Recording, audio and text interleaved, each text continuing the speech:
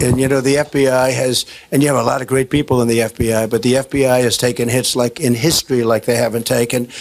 And look, I'm a victim of it. They've come after me. They've come after me on many things, all debunked. The Mueller report, the fake dossier. How about the dossier, which was written up by the Democrats, all fake stuff, and a disgusting thing. And I had to go through a long time. And still we did more than just about any president in history with all of that stuff on my shoulders. They tell me, oh, I was a Russian agent. Okay, I was a Russian agent. I used to say, at first I thought they were kidding. When I heard that, I said, you know, that's sort of funny. I didn't know what the hell I hadn't even spoken to anybody in Russia. You know, they went through 5 million phone calls, and I didn't make one call to Russia. That was a little bit bad, but they didn't denounce that. They didn't talk about that. No, we have a very, very corrupt system, and it's got to be, and we need from the top, we need great people. We need heads of the FBI. We need heads of the top people at the Department of Justice. This is. I'm honored to be joined by Kris Goldsmith this morning. He's a former Army sergeant and the CEO of Task Force Butler, which trains veterans in research and operations to counter extremism. Kris, I think your favorite shirt on your TikTok hits actually captures the mission best. I think it says, "Cops don't stop Nazis. We do." Give us the primer on Task Force Butler, and then I want to talk about what Trump intends to do to the FBI. Yeah. So speaking of that shirt, Task Force Butler's store just went back online. So people who are interested in supporting Task Force Butler can go to taskforcebutler.org, click the store link, and you can get that shirt. So the reason that we exist is because cops don't stop Nazis. Full stop. I mean, hate crimes occur not just from random people on the subway in New York City, right? Like there's a problem with that. But there are organized neo-Nazi, explicitly fascist, white nationalist organizations that have gotten into the habit of committing violence and property destruction against vulnerable populations. And law enforcement is usually not there for them. Part of the reason is because law enforcement at the most local level, they're the ones who people interact with the most, are not well equipped to deal with organized hate. So Task Force Butler was started so that we can train veterans to conduct open source intelligence research into these bad actors. We can find evidence of criminality. And then we can use our privilege as veterans. We have a platform. That's why people are listening to this conversation right now, because we're vets. So we use that platform to help educate law enforcement, from attorneys general to district attorneys to sheriff's offices on what hate crimes are and how to prosecute them. It feels like we are living in an environment where hate has been given a new license to express itself. It was bad enough before the election, but anecdotally, at least, we're getting story after story of extremists from the far right, which is now the Republican Party, threatening little girls at school. I'm talking about 5-year-old extremists, right? And this is not them. This is their parents that they are channeling. And it just seems like the Trump win has unleashed a Pandora's box and shown America, or some Americans, at their worst. Yeah. I mean, there are so many ways that we could take this conversation. Like, there has been for well over a decade a major problem with the gaming community about extremism, intentional recruiting and radicalization that occurs on gaming platforms. And that reaches kids that are very young, far younger than most people think. I think a lot of people think that it's like teenage boys that are exposed to these extremist ideas. Like, no, it's like 5-year-olds who end up playing Roblox and end up on a server full of neo-Nazis who are grooming them, literally little children, into becoming white supremacists. So, Donald Trump coming onto the political stage and the media's free advertising that they gave for his campaign in 2015 and 2016 really did create a permission structure for people to show their worst. Nazis used to be afraid of coming out in the street and, wearing their hate literally on their chest, on their shirts, or flying a flag. They're not afraid anymore because they've got the top cover of a man who was president and now unfortunately will be president again.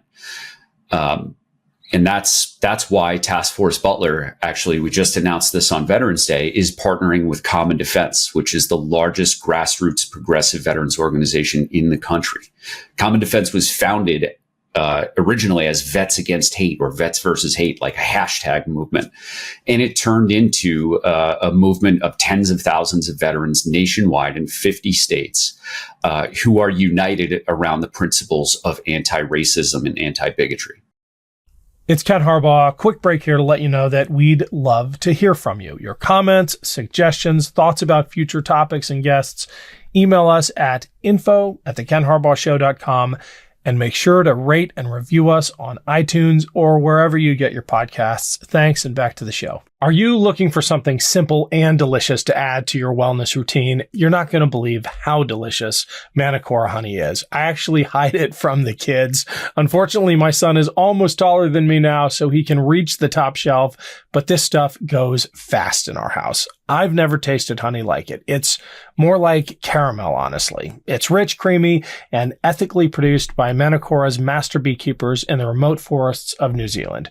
Manacora honey contains powerful nutrients to support immunity and gut health. The bees collect the nectar from the Manuka tea tree in New Zealand. The nectar is packed with bioactives, and the honey that is produced has 3 times more antioxidants and prebiotics than your average honey. A special antibacterial compound called MGO also comes from the nectar of the tea tree.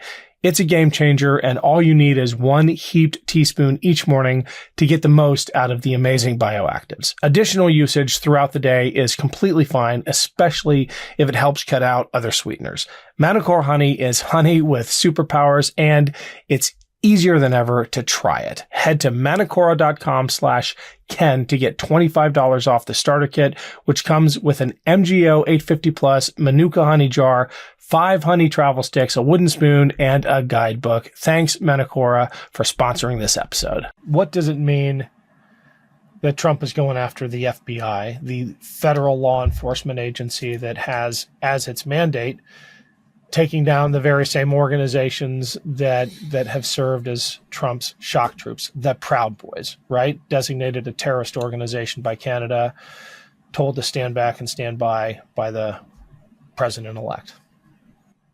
Yeah, so Ryan J. Riley, an NBC Justice reporter, he was like their primary January 6th reporter, wrote a book called Sedition Hunters, just came out in the last year, and it talks about how the FBI was already broken. Most people think of the FBI the way they're depicted in movies, like they are everywhere on the internet. They've got spy cameras. They're tailing people, right? That's not the real FBI. Like, yes, that exists for people in the mafia who are being tailed, but like that doesn't exist more broadly than that. Part of the reason that Task Force Butler exists is because the FBI is not large enough to chase down minor hate crimes. The FBI isn't really investigating hate groups until there's a real and imminent threat of deadly violence. It takes it to that level.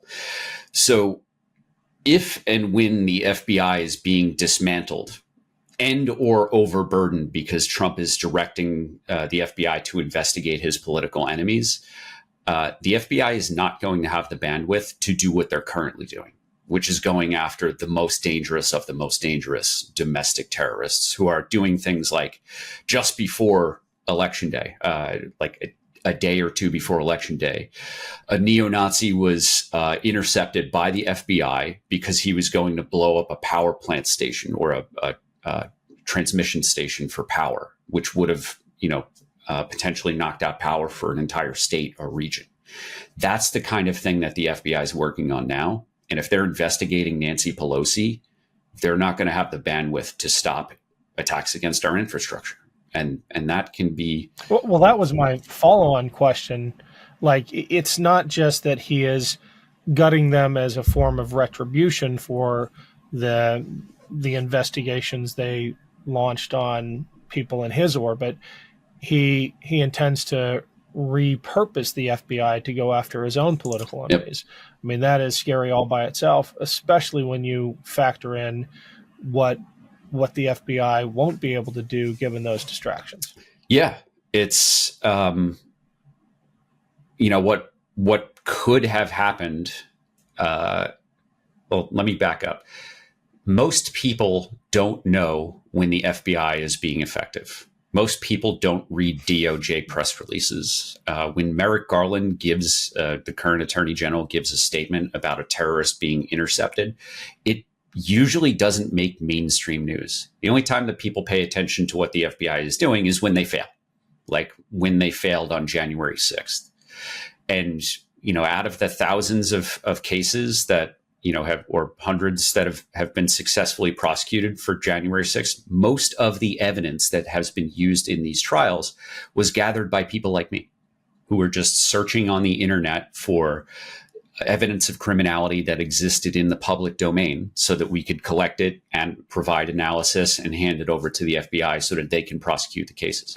What does Task Force Butler have in store over the next, during this transition period and beyond?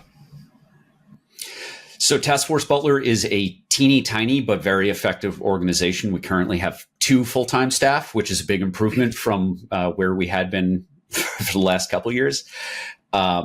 We have secured funding because of our partnership with Common Defense, and we will be expanding our staff so that we can start focusing on regional and state-focused research. So we're going to be with Common Defense engaging in what we're calling the Outposts Project. We're going to be pairing Common Defense's street activists, professional full-time paid organizers who train people how to do things like write op-eds, hold a protest or a press conference effectively and safely. And we'll have in the background them paired up with a full-time investigator on the Task Force Butler side who's performing security analyses, threat analyses, and who are looking for evidence of hate crimes in their backyards. So that program will be expanding over the next few years. I hope we're able to do it fast, but we're starting from a very low level. So, I can't imagine what we'll be able to accomplish with more full-time staff, because it's been really volunteers have been the backbone of this organization. And how can people help? So if people want to help, they can go to taskforcebutler.org, commondefense.us, click the sign up link, and they'll be led into the pipeline. Now, I want to manage expectations. Not everybody's going to get to be an investigator with Task Force Butler. A big reason that we're partnering with Common Defense is because they're a much larger organization and they have much more for people to do to get active in their communities. And we have to be very specific and small and safe on the TFB side. So if folks want to get involved in TFB, Task Force Butler, the first step is get involved in Common Defense. All right. Well, we'll put links to all of that in the show notes. Kris, inspired by what you're doing. Keep it up. Thanks a lot, brother. Appreciate you having me on. Love this video? Make sure you stay up to date on the latest breaking news and all things Meidas by signing up to the MeidasTouch newsletter at MeidasTouch.com/newsletter.